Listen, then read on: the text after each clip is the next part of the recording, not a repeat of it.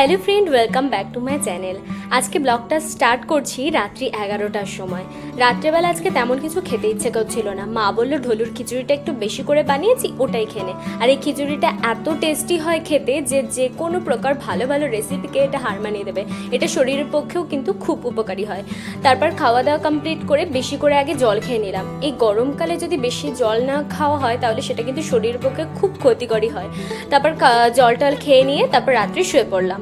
সকালবেলা ঘুম থেকে উঠে দেখি প্রজাপতির যে পোকা দুটোকে আমি একটা বাস্কে রেখেছিলাম সেখান থেকে একটা পোকা বেরিয়ে দেয়ালে উঠছে আর একটা পোকা ভেতরেই আছে। একটা জিনিস মনে রাখবে, যারা বাড়িতে প্রজাপতি এরকম তৈরি করতে চাইছো, যখন প্রজাপতিগুলো পোকাগুলো প্রজাপতি হতে চাইবে তখন কিন্তু ওরা বাইরে বেরোতে চাইবে আর জায়গা খুঁজতে থাকবে যেখানে ওরা লার্ভাতে পরিণত হবে। তো এই পোকাগুলো সেরকম হতে চাইছিল। যখন প্রজাপতি হবে তোমাদেরকে অবশ্যই দেখাবো, আর প্রজাপতি হলে আমি কি করি সেটাও তোমাদেরকে জানাবো। তারপর সকালবেলা চা আর বিস্কুট খেয়ে নিলাম। তারপর স্নান টান সেরে নিয়ে পুজোর জন্য ফুল তুলে নিয়েছিলাম। আজকে ছিল বৃহস্পতিবার, তাই আমের পল্লব আর পান পাতাটা গাছ থেকে তুলে নিয়েছিলাম। চলো পুজো দিতে দিতে তোমাদের একটা গল্প শেয়ার করি। আমি জন্মেছিলাম 2003 সালের 9 অক্টোবর। আর যেই দিন হয়েছিলাম সেদিন কিন্তু প্রচুর বৃষ্টিপাত হচ্ছিল, তাই আমার নাম রাখা হয়েছিল বৃষ্টি। আর যেদিন হয়েছিলাম সেই দিনটা ছিল বৃহস্পতিবার আর সেদিন ছিল লক্ষ্মী পুজো। তাই তারপর থেকেই আমাদের বাড়িতে প্রত্যেক বৃহস্পতিবার লক্ষ্মীবার পালন করা হয়। আর দুর্গাপুজোর পর যে লক্ষ্মী পুজোটা হয় সেটাও আমাদের বাড়িতে অনুষ্ঠান করেই করা হয়। ভিডিও করে তোমাদেরকে পরে আমি যখন ছোট ছিলাম তখন মাই পুজোগুলো দিত।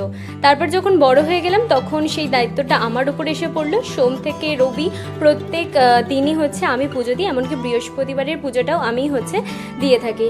তো দেখো, তোমাদের সঙ্গে গল্প করতে করতে আমার পুজো দেওয়া হয়ে গেছে। ফুল দিয়ে সাজানোর পর ঠাকুর ঘরটা কেমন লাগছে অবশ্যই কিন্তু কমেন্ট করে জানিও।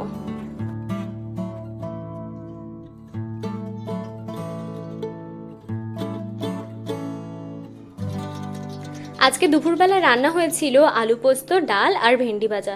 ভেন্ডি ভাজাটা রান্না করতে গিয়ে একটু পুড়ে গিয়েছিল, আর আমার ভেন্ডি ভাজা খেতে এত ভালো লাগে যে এই পোড়া ভাজাটাও আমি খুব আনন্দের সহকারে খাওয়া দাওয়া শেষ করে নিয়ে আমি একটু হাতের কাজ নিয়ে বসেছিলাম। আগের দিন অনলাইন থেকে যে মোল্ডেড ক্লেটা কিনেছিলাম সেটা তো তোমাদেরকে দেখেছি। তো ওটা দিয়ে আমি কিছু কাজ করেছি, অর্নামেন্টস ক্রিয়েট করেছি। তো ভাবলাম সেগুলোই তোমাদেরকে একটু দেখিয়ে দিই।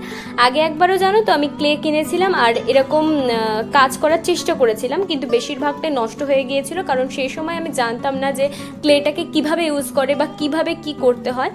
তো এটা দিয়ে আমার একটা বিজনেস স্টার্ট করারও ইচ্ছে আছে, তাই জন্য ফেসবুকে আমি নতুন একটা প্রোফাইল খুলেছি বৃষ্টির সাজঘর বলে। যদি তোমরা চাও তাহলে দেখে আসতে পারো, আর তোমরা যদি কিনতে চাও তাহলে আমার সঙ্গে অবশ্যই যোগাযোগ করো। আর এই হারগুলো কেমন হয়েছে অবশ্যই কিন্তু কমেন্ট করে জানিও।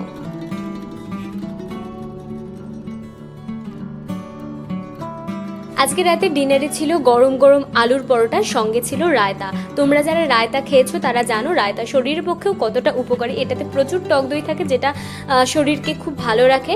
তো নেক্সট দিন তোমাদের রায়তার তৈরিরই একটা ভিডিও শেয়ার করব। এটা তৈরি করা খুব সোজা আর খেতেও কিন্তু অসাধারণ সুন্দর হয়েছিল। যেমন আলুর পরোটাটা খেতে অসাধারণ ছিল, সঙ্গে রায়তাটাও।